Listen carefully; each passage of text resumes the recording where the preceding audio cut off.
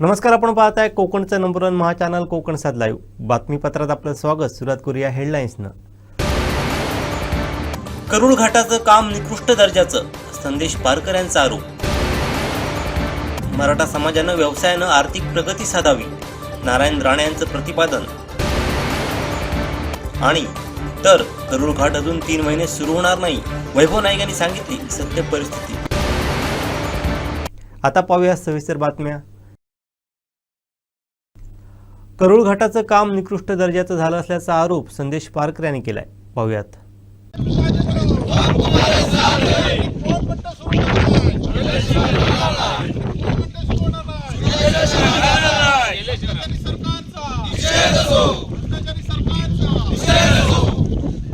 एकतर्फी वाहतूक झालीच पाहिजे.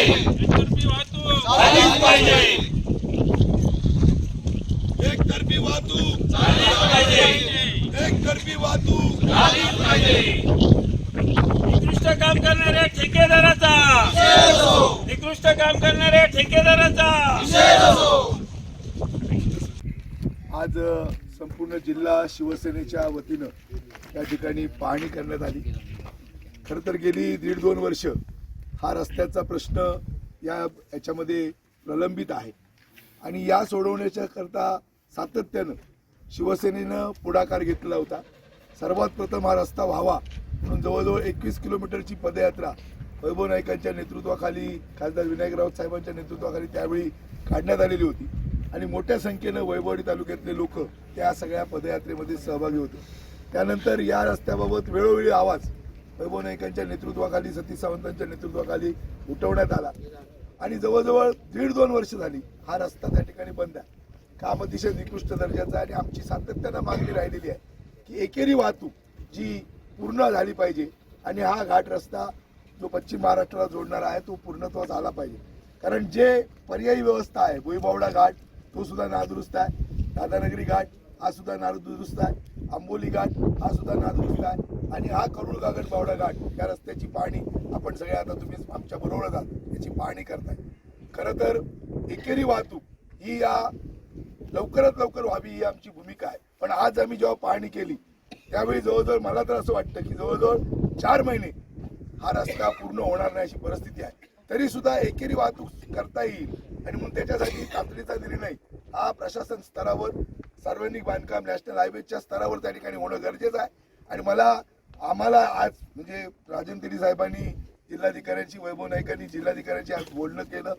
यावेळी जिल्हाधिकाऱ्यांनी स्पष्ट सांगितलेलं आहे की सोमवारी आम्ही प्रशासनाची, अधिकाऱ्यांची, ठेकेदाराची आणि आपल्या शिवसेनेच्या लोकप्रतिनिधीची एक बैठक ही जिल्हाधिकारी कार्यालयामध्ये आपण त्या ठिकाणी करतो आणि म्हणून आज आम्ही या ठिकाणी पाहणी केली.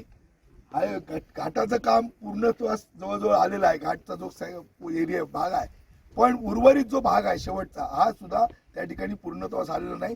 आमची मागणी आहे की एक तरी रस्ता ही वाहतुकीस त्या ठिकाणी सुरळीत व्हावा. कारण पर्यटनाचे लोक अवलंबून आहेत, ऊस शेतकरी त्या ठिकाणी अवलंबून आहेत, वैभववाडी तालुक्याचं दळणवळण, या जिल्ह्याचं दळणवळण त्या ठिकाणी अवलंबून आहे, प्रवासी बस वाहतूक अवलंबून आहे आणि म्हणून सगळे प्रश्न प्रलंबित आहेत आणि म्हणून गेली 1.5-2 वर्ष अशा पद्धतीनं हा सगळा या जिल्ह्यातल्या जनतेला हा त्या ठिकाणी त्रास सहन करावा लागतोय आणि म्हणून आमची भूमिका आज आम्ही याची पाहणी केली वैभव नाईकांच्या नेतृत्वाखाली.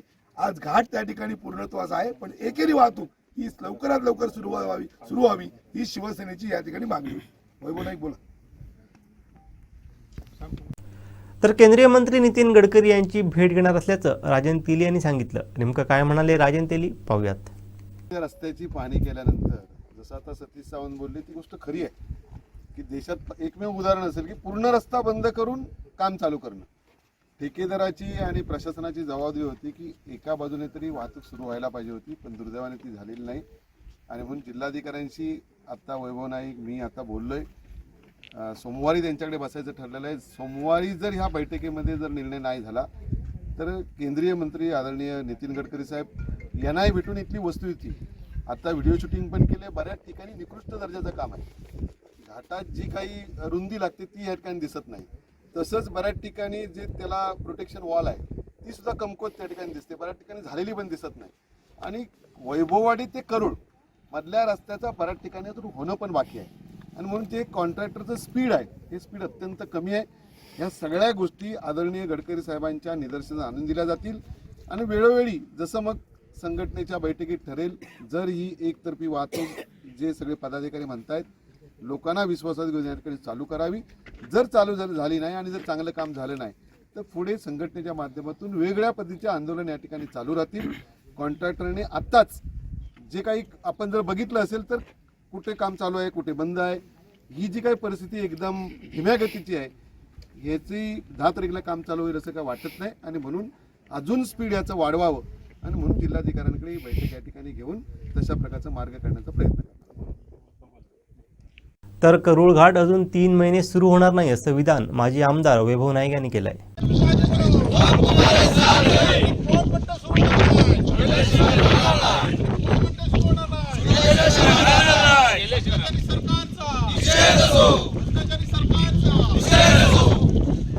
एकतर्फी वाहतूक झालीच पाहिजे.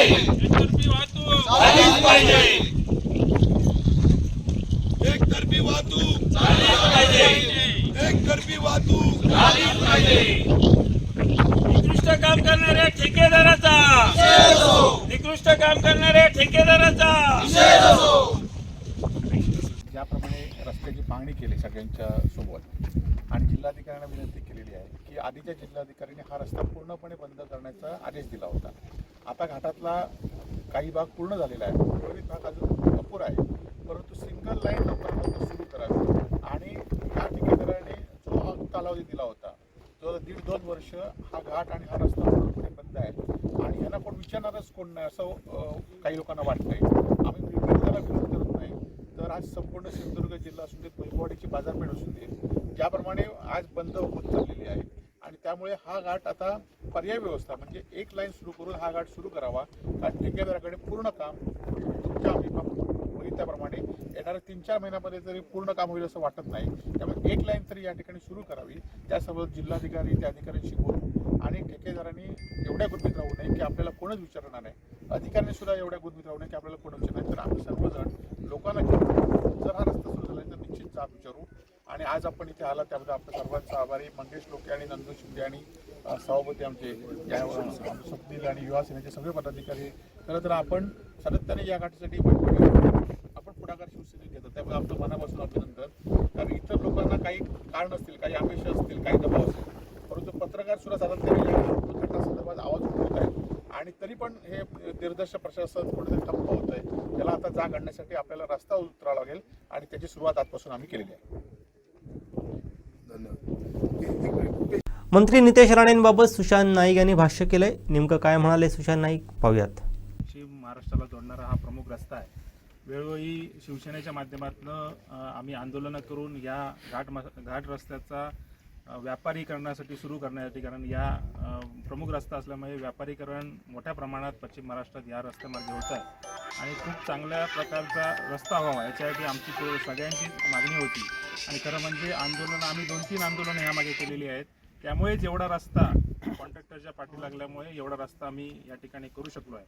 खरं म्हणजे इथले जे आमदार आहेत त्यांनी खोटं बोलण्याचं सोडावं. खोटं बोलण्याचे खरं म्हणजे त्या दिवशी पण येऊन सांगून गेलेत की 8 दिवसानंतर हा रस्ता सुरू होईल. क्वालिटी कंट्रोल आम्ही ज्यावेळी पावसात या ठिकाणी आलो होतो, संदेश पारकर यांच्या नेतृत्वाखाली आलो होतो, त्यावेळी इथली एक रिटर्निंग वॉल सुद्धा वाहून गेली होती.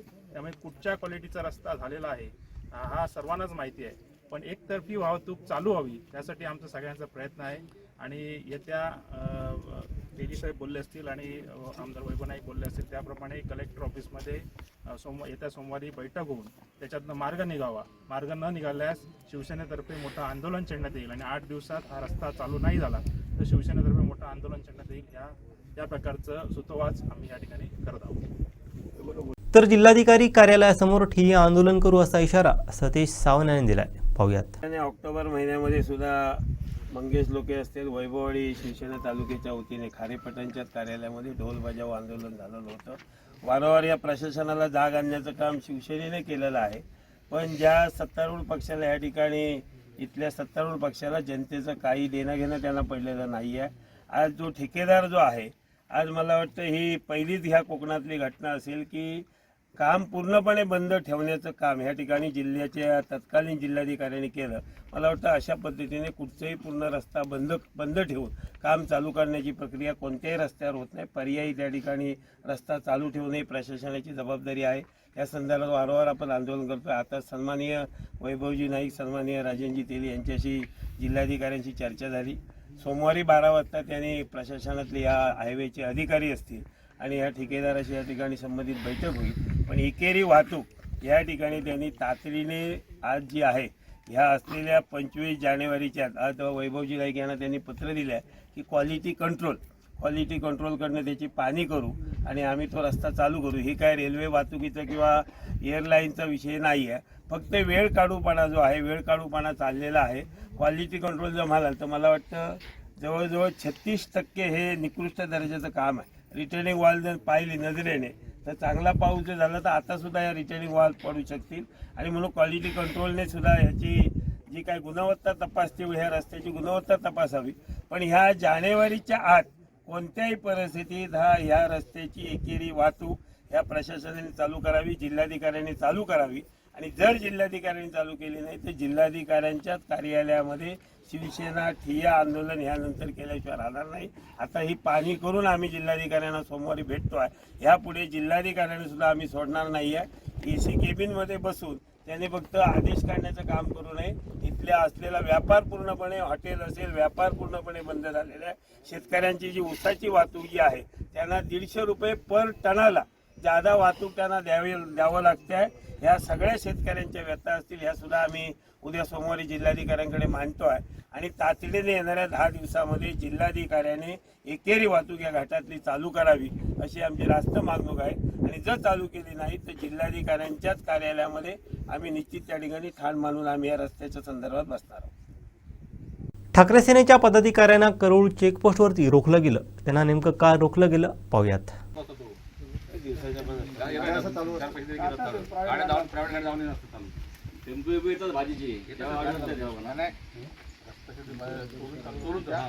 चालू होणार कधी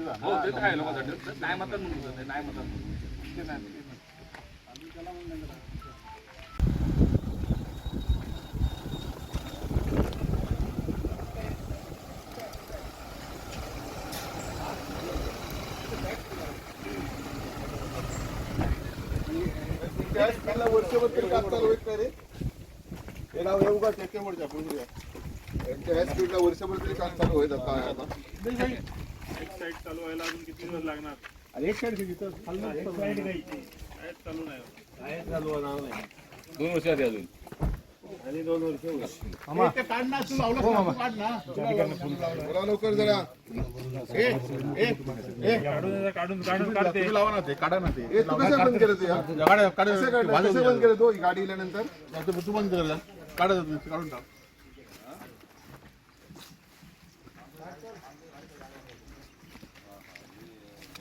एक लेन झाली आहे म्हणून सांगताय, कुठची लेन? काय काढत नाही त्याला. काढ लवकर, गाडी घेत नाही आता काय. पाणी नाही चालू करू दादा, पाणी नाही. पण पोलिसांनी त्याची गाड कशी लावली? काय म्हणजे कशासाठी लावलं तुम्ही हो? कानावटी घालायचं की आंदोलन. कोण साहेब तुमचे? बोलवलं साहेबाला कुठे ह्यांना बोलवलं पाहिजे. तू तुमच्याकडे आले नाही तू इथनच काय ते फोन कर. तू जाऊ नकोस कुठे. सगळं काय जिल्हा विकत घेतलं की काय तुम्ही? बंद करून कधी करता येतं? बंद करून रस्ता कुठल्या महाराष्ट्रात बंद आहे करला देशात? रस्ता बंद करून त्यांना बोलवलं पाहिजे त्या कर्मचारी तुमच्या मॅनेजरला. आणि तुम्हाला माहित होतं ना आंदोलन, तुम्ही ते आलाय ना, मग त्या लोकांना बोलवलं पाहिजे ना. आम्हाला थांबायला कशाला बोलवलंय? इथे चेक नका चालू आहे की बंद आहे? बंद म्हणजे आज तुम्ही आंदोलन करणार म्हणून झालो ना. आमचं आमची कर्मचारी असते चेक नका चालू आहे. रस्ता बंद आहे, चेक कशाला चालू आहे? आमचे ते इथं कर्मचारी सेट आहे, आमचा वायरलेस सेट आहे इथे. काय रस्ता बंद आहे की चालू आहे? रस्ता बंद आहे. मग कधी चालू करतो? 6 तारखेला चालू करणार होता ना तुम्ही? करणार तर साहेब त्यांची साहेबांची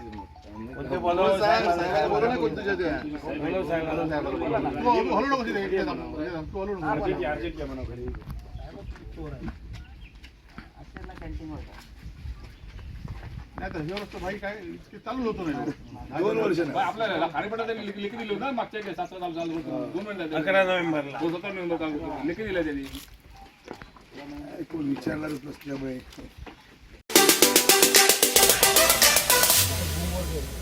महाराष्ट्रामध्ये 30% मराठा समाज आहे आणि मराठा समाज एवढ्या वर्षानंतरही आज हवी तशी प्रगती करू शकला नाही. आज समाजामध्ये दारिद्र्याखाली मोठी संख्या आहे, बेकारी आहे आणि मग एकूणच मुंबई आणि महाराष्ट्राच्या आर्थिक प्रगतीमध्ये मराठा समाजाचा हिस्सा किंवा वाटा अल्पसा आहे. त्यामुळे आर्थिक प्रगती नोकरीपेक्षा व्यवसायाच्या माध्यमातून करावा आणि व्यवसाय लहान असो मोठा असो मेहनत परिश्रमाने आपण तो व्यवसाय यशस्वी करावा म्हणजे आर्थिक सुबत्ता मराठा समाजामध्ये येईल असं माझं मत आहे. कुणबी मराठा संदर्भात जो आता वाद आहे तो मी त्या मी त्या मताचा नाही आहे. मराठा समाजातला कुठलाही माणूस स्वतःला कुणबी म्हणून घेणार नाही आणि कुणबींचं आरक्षण नको आहे. मागास समाज म्हणून जे घटनेच्या 15 आणि 16(4) मध्ये प्रोव्हिजन आहे, सर्वे करून मागासलेपणा आढळल्यास राज्य सरकारला अधिकार आहे आरक्षण द्यायचा, तो राज्य सरकारने द्यावा. चला.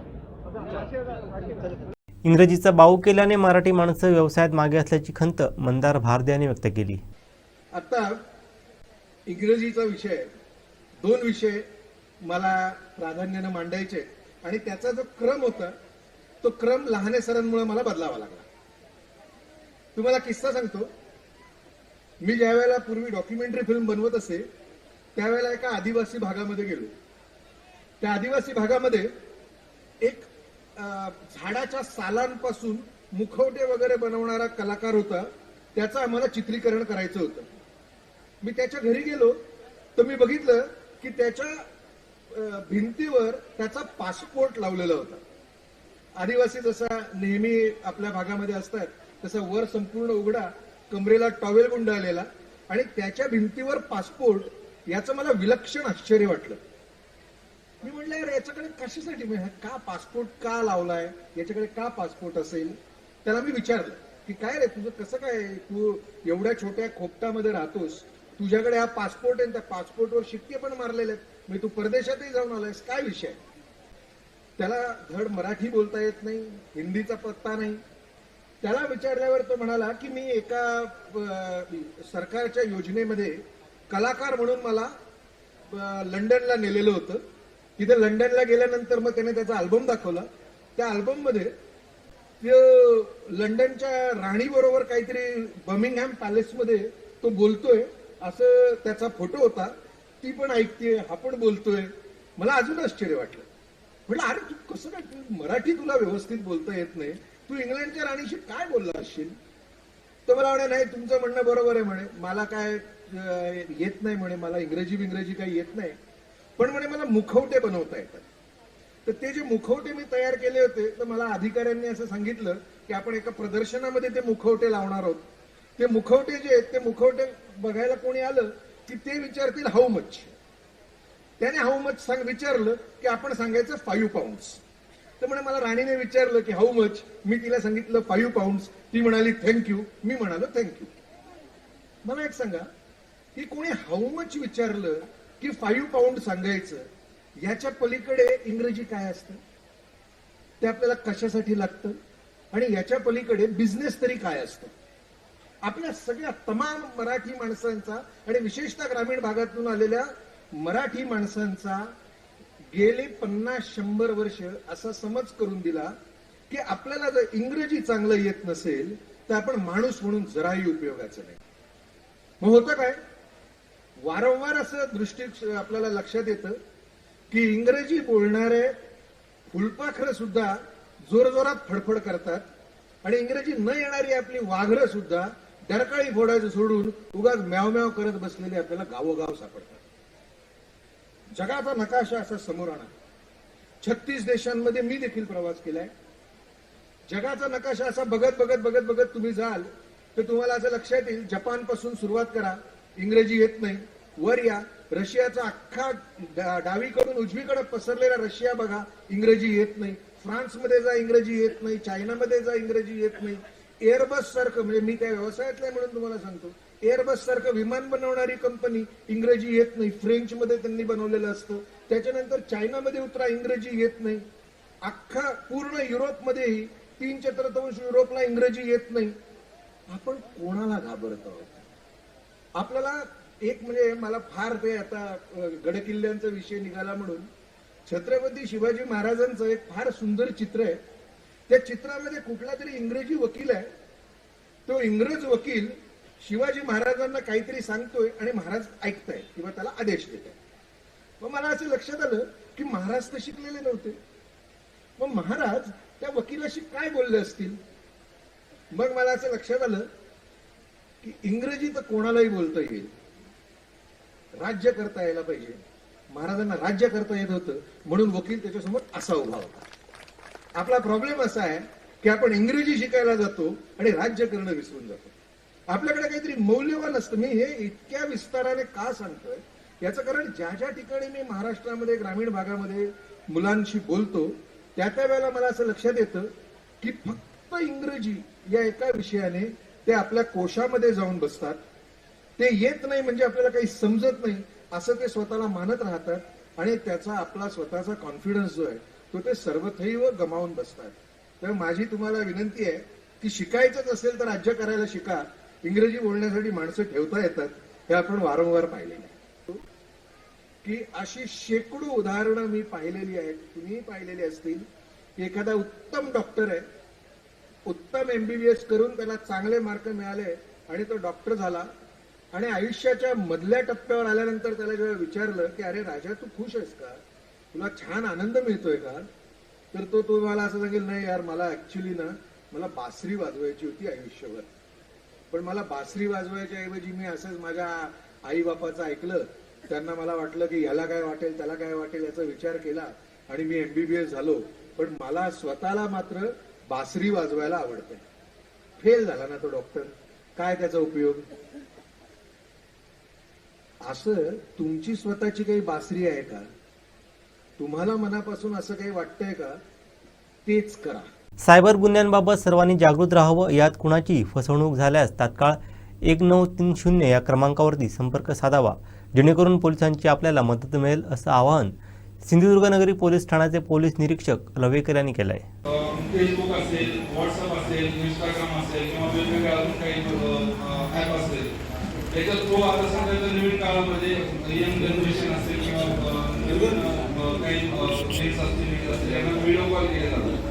त्या व्हिडिओ कॉल थ्रू बऱ्याच गोष्टी अनपेक्षित गोष्टी त्या शेअर केल्या जातात. नंतर आपण त्याला बोलल्यानंतर ते त्याचं शूटिंग करतात आणि त्या शूटिंगच्या थ्रू ब्लॅकमेलिंग करतात किंवा आमच्याकडे अशाची शूटिंग आहे, तुमच्या अशाचे फोटो आहेत, ते आम्ही पब्लिश करून आम्हाला 10,000 15,000 समजा 1 लाख रुपये द्या.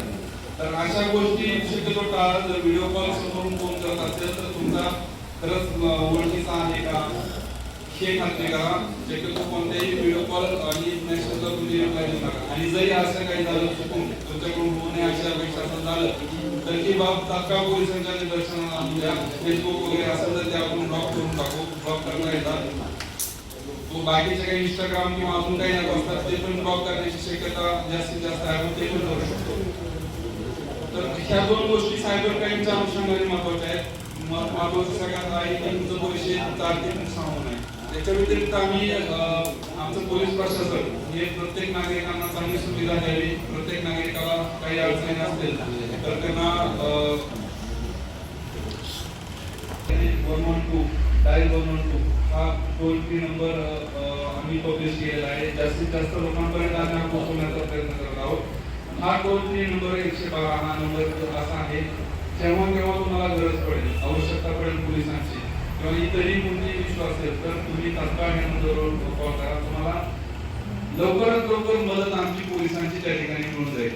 लवकरात लवकर म्हणजे आमचा तसा 5 मिनिटाच्या आतमध्ये आमचा टायमिंग आहे, परंतु आपला एरिया थोडा लांब जवळ असल्यामुळे थोडं 5-6 मिनिटं थोडंफार मागे पुढे होईल, पण तुम्हाला 100% मदत आम्ही प्रोव्हाइड करू. कोणत्याही प्रकारची अडचण असेल तर आणि कुठेही असेल तुमचा कॉल ला गेला तर तुमचं लोकेशन आम्हाला डायरेक्ट शेअर होतं. आम्हाला डायरेक्ट शेअर झाल्यानंतर आम्ही त्या ठिकाणी डायरेक्ट अप्रोच होतो. तर आम्हाला ते असं अपेक्षित आहे की तुम्ही जास्तीत जास्त जर अडचणीत असाल तर तुम्ही आम्हाला 112 बिनधास्त कॉल करा आणि आम्हाला सांगा असा असा प्रॉब्लेम आहे, आम्हाला तुमची गरज आहे. तर त्या ठिकाणी थांबून तुम्हाला आम्ही 100% मदत करू. या व्यतिरिक्त 112 हा ह्याचा अवलिंक उद्देश सगळ्यात महत्त्वाचा आहे. जर आपल्या महिला वर्ग किंवा लेडीज, लहान मुलं जर रात्री अपरात्री कुठं फिरत असतात किंवा ड्युटी त्यांचं काही असेल, आपल्या बाजारपेठेचे काही कामं असतील किंवा काही विषय असतील, तर रात्री अपरात्री जर कोणाला अडचण आली तर तुम्ही 112 ला कॉल 100% करू शकता. 112 ला कॉल करून तुम्हाला त्या अडचणी येऊ नये किंवा कोणत्याही प्रकारचं प्रॉब्लेम असेल त्या ठिकाणी आम्ही पोहोचण्याचा प्रयत्न करेल आणि तुम्हाला 100% मदत देऊ. कॉलला आम्हाला रिप्लाय द्यायचाच आहे आणि तुमच्यापर्यंत आम्हाला पोहोचायचंच आहे. त्याच्यामुळे तुम्ही जास्तीत जास्त 112 चा वापर करा अडचणीच्या वेळी.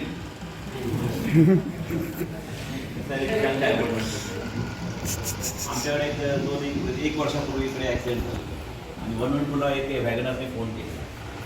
संपर्क आणि वॅगनरचा ॲक्सिडेंट. एक त्यातलं PSI साहेब म्हणायला लागला, तुमचं मिटलं तरी तुम्ही कंप्लेंट करायलाच पाहिजे, पण गाडी तिथे न्यायला पाहिजे. त्यावेळी 100 असावा मेबी. आता जो 112 हा जो विषय आहे हा आम्ही स्वतः हाताळत आहे. जी मोशन आहे ती स्वतः माझ्यापाशी असते. खबर या ठिकाणी म्हणून त्या ठिकाणी रिप्लाय करण्याचं काम मी स्वतः माझा स्टाफ पाठवत असतो. त्याच्यामुळे ह्याच्यामध्ये अजिबात गंमत आणू नका की बाबा आम्हाला मदत मिळाली नाही तर संबंधित अधिकारी आम्हाला रिप्लाय नाही. तो माझा विषय नाही. चर्चा झाली. त्याच्यानंतर गेल्या वर्षी चौकशी झाली म्हणजे 24मध्ये संबंधित आपल्याला एक पत्र दिलं ते पत्राचं परत आम्ही रिटर्न उत्तर दिलं की पत्ता सापडत नाही म्हणून कॉन्टॅक्ट नंबर दिला त्यांचा. नवीन